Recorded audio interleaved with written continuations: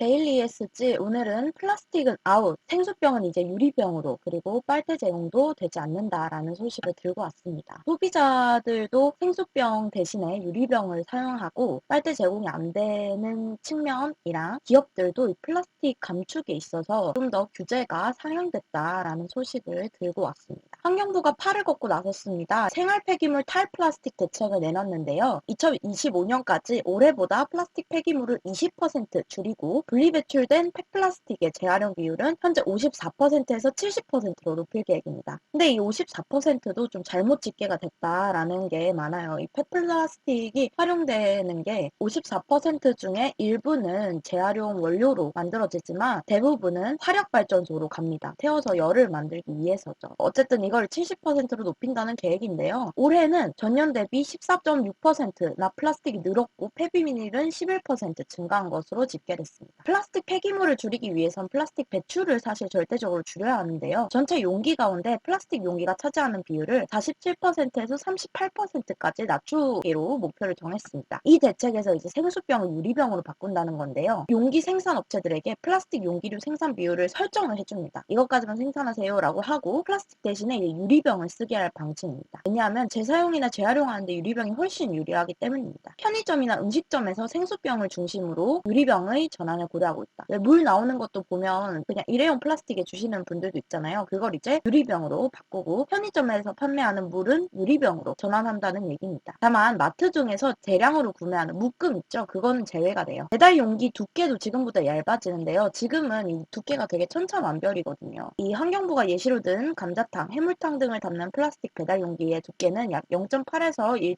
1.2mm인데 이 두께를 1.0mm로 제한하는 방식입니다. 이렇게 두께를 정해놓으면 플라스틱 생산량의 20% 정도가 감축될 수 있을 것으로 예상되는데요. 또 플라스틱 재활용률을 높이기 위해서 앞으로 투명 페트병만이 허용됩니다. 지금은 음료하고 생수병에만 투명 페트병 사용이 의무 적용이 됐지만 지금 보면 막걸리병이나 맥주병 등 좀 다양한 색깔의 병이 있잖아요. 이런 것도 이제 투명하게 만들어야 한다는 겁니다. 지금까지는 보관이나 운송 과정에서 제품이 변질될 우려가 있어서 색 넣는 거를 허용을 해왔는데 이게 이제 재활용을 어렵게 만들고 있거든요. 고순도의 플라스틱 원료로 만들어지는데 어려움이 있어요. 그래서 이거를 이제 색깔이 없이 투명한 막걸리병도 투명하게 바뀐다는 겁니다. 더불어 마트에서 나오는 비닐 포장재를 줄이기 위해서 N+1 포장 보면 4개들이 이렇게 테이프로 묶어놓고 거기에 하나 더 붙여가지고 테이프를 또 묶잖아요. 그런 포장 그리고 사은품이나 증정품을 함께 묶어서 또 테이프로 또는 비닐로 재포장한 상품 그리고 3개 이하의 묶음 포장이 모두 금지가 됩니다. 행사는 가능해요 여전히. 하지만 재포장을 금지하는 거예요. 비닐을 쓰든지 테이프를 쓰든지 이런 것들은 금지가 되는 겁니다. 지금은 마트 가시면 요즘 종량제 쓰레기 봉투를 많이 주잖아요. 그런 것처럼 이제 큰 점포에서 사용이 금지돼요. 비닐도 모든 업종에서 금지가 됩니다. 왜 우리 편의점 가면은 일회용 봉투 달라는데 유상 받잖아요. 50원 정도. 그거가 이제 모든 업종에서 금지돼요. 봉투를 사용하려면 친환경 소재를 사용해야 합니다. 또 특히 우리 왜 두유 같은 거 마시면 옆에 조그마한 아이들 음료수 같은 거에도 부착형 플라스틱 빨대가 있잖아요. 이것도 금지됩니다. 앞으로 이 음료 제품에 종이 빨대를 부착하거나 또는 원하는 고객에게만 플라스틱 빨대를 제공해야 하는 거예요. 이게 빨리 바뀌었어요. 사실 한 재작년부터 종이 빨대 도입이 많이 됐는데 요즘에는 대부분 종이 빨대를 쓰는 걸 볼 수 있고 리드만 사용하시는 분들도 꽤 늘어났잖아요. 빨대를 안 쓰시고. 조명래 환경부 장관은 2050년 탄소 중립 사회를 이루기 위해서는 탈플라스틱 사회로의 전환이 필수 요소라면서 생산과 유통, 소비, 재활용 전 과정에 걸쳐서 다각적인 노력을 기울이겠다고 밝혔습니다. 2050년 탄소 중립 달성 전략 중에 하나로도 순환 경제가 언급이 됐어요. 이런 식으로 기업들도 이 패키징에 신경을 써야 합니다. 더 이상 패키징에서 쓰레기가 많이 나오는 것들이 제도적으로도 규제가 되고요. 소비자들도 이런 선택을 좀 덜 할 거라는 거. 인식 수준이 그래도 되게 높아졌다는 걸 알 수 있어요. 근데 국내는 2025년까지 플라스틱 폐기물을 20% 줄인다고 했잖아요. 근데 상하이나 캐나다 이런 곳들은 2030년, 2035년까지 제로를 외쳤습니다. 특히 프랑스 같은 곳이 그래요. 그래서 프랑스의 소비자 업종들은 이 패키징에서도 친환경을 매우 많이 고려를 하고 있거든요. 재활용이 용이한 종이 박스를 많이 사용한다든지 안에 코팅 없이 다시 사용할 수 있도록 그리고 양주병도 유리병 대신에 종이를 쓰겠다든지 이런 식으로 재활용에 대한 얘기는 상대적으로 좀 뒤떨어진 편이긴 합니다. 그래도 이제 국내 기업들도 패키징에 신경을 써야만 하는 시대가 왔다. 안 그러면 이제 해외에 수출할 때도 벌금이 있을 수 있다라는 점에서 하루빨리 탈플라스틱을 해야 될 거라고 생각이 됩니다. 감사합니다.